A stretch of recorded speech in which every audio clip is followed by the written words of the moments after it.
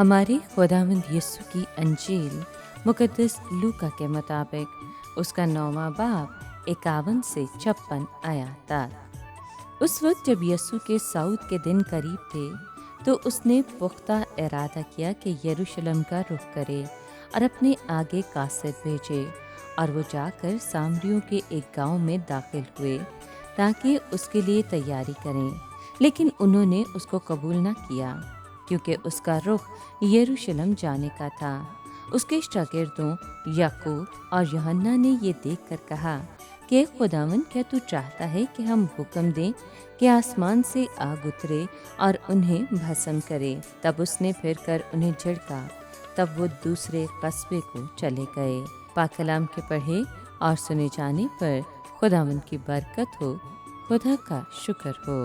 عزیز دوستو، یسوع کا آسمان پر اٹھائے جانے کا دن قریب آ رہا تھا۔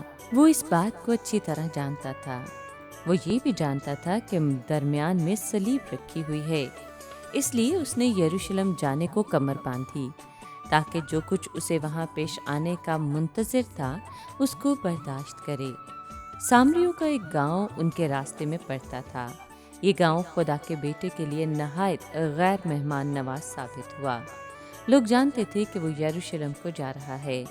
اسے گاؤں میں ٹھہرنے سے روکنے کے لیے اتنا ہی کافی تھا کہ سامریوں اور یہودیوں کے درمیان سخت نفرت پائی جاتی تھی۔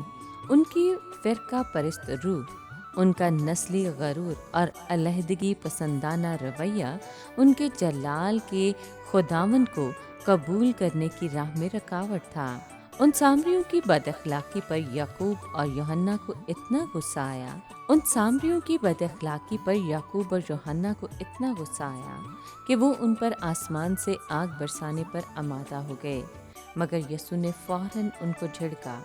وہ لوگوں کی جان برباد کرنے نہیں بلکہ بچانے آیا تھا۔ یہ ہمارے خداوند کا سال مقبول تھا۔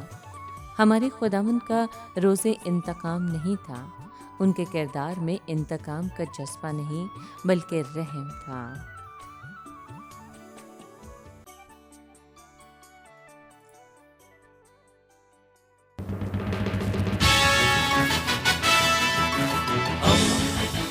دوستی کا پیمبر، ریڈیو ویریتاس ایشیا۔